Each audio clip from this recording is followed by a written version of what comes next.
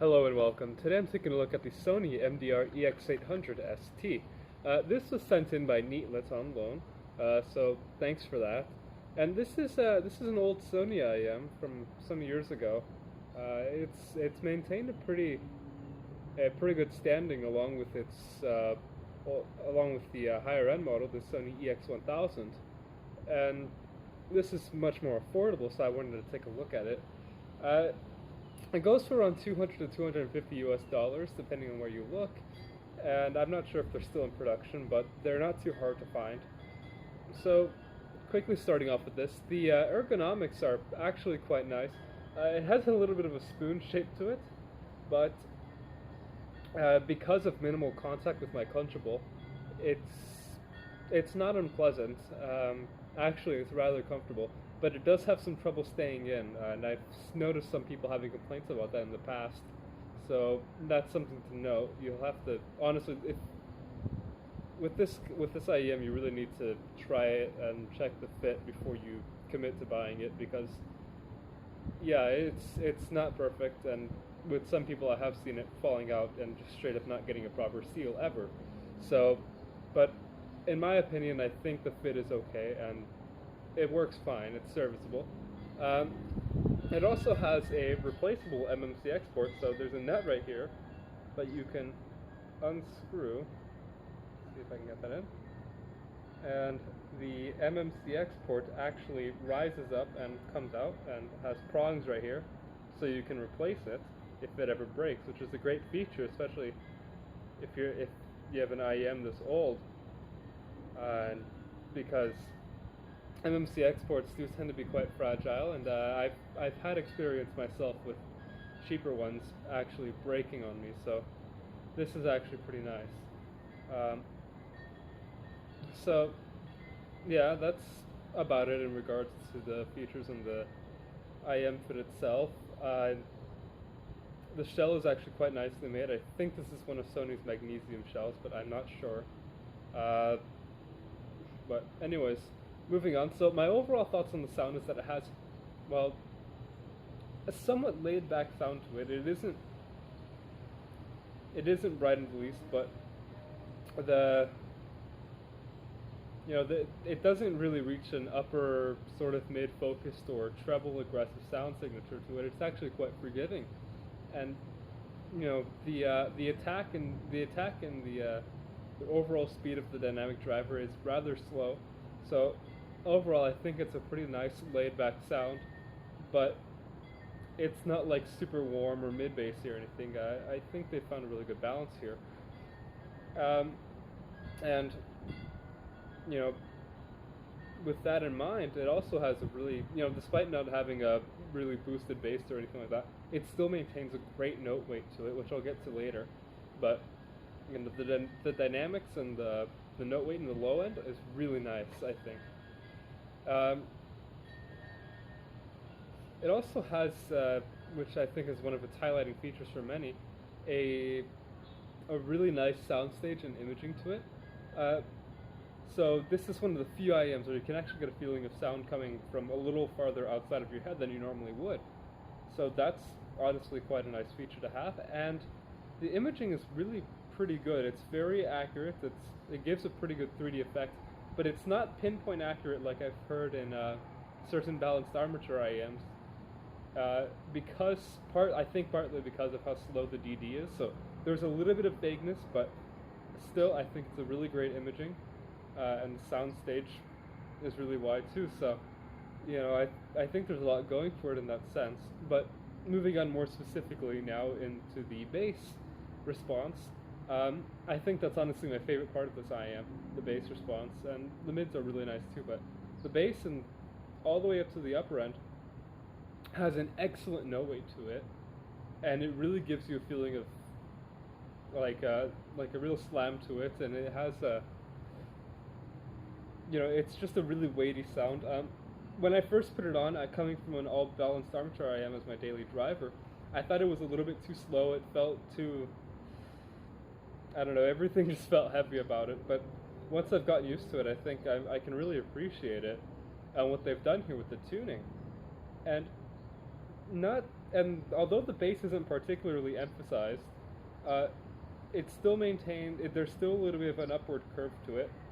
So there's, it's not anemic at all. And unlike certain IMs that are too clinical for my liking, like the FDX1, which I'll cover in a later video. But yeah, overall, I think the bass tuning is almost perfect, and even and the slow decay works really well for it because of because you want that note weight. So like if you're me, then you'd want that note weight and you'd want that feeling of slam to it, which again I don't really find too often in like something like you can't get out of a balanced armature IM, and even some dynamic drivers can't really do this in the way that the EX800 does. So props to Sony for that. And throughout all that, even though I say that it's really kind of slow and sort of lumbering kind of bass, it still stays pretty well defined. It never gets muddy. So yeah, overall, great job. Now moving on to the mid-range, the note weight from the bass actually carries over into the lower mid. So like if I'm listening to a Spanish guitar and it starts playing lower, I still get a sense of the strings actually, like you can still get a sense of movement with it, and you can still feel a little bit of an impact from that, and I think that's really nice. It starts to go away once you get to the higher end, but as would probably be expected. But still, like if I'm listening to string instruments like cellos or certain guitars, you can still feel that. You can still kind of feel the strings in there. It's really nice up until around 1 to maybe 2K. The vocals are great, especially male vocals, really great on this. And female vocals are well represented too, without causing any real shout to it. But my complaints start to happen once you reach around 2K or past 2K, 2 to 4K, I think. In that it's missing just a little bit of shout, it's missing a little bit of aggression, and that slow note and that slow dynamic driver sound really starts to become a hindrance. In that,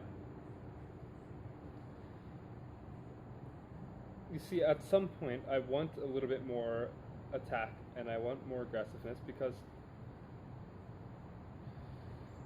at the higher frequencies,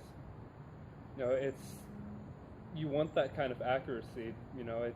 It's sort of moved beyond just wanting some. You don't want sort of. Well, how should I put this?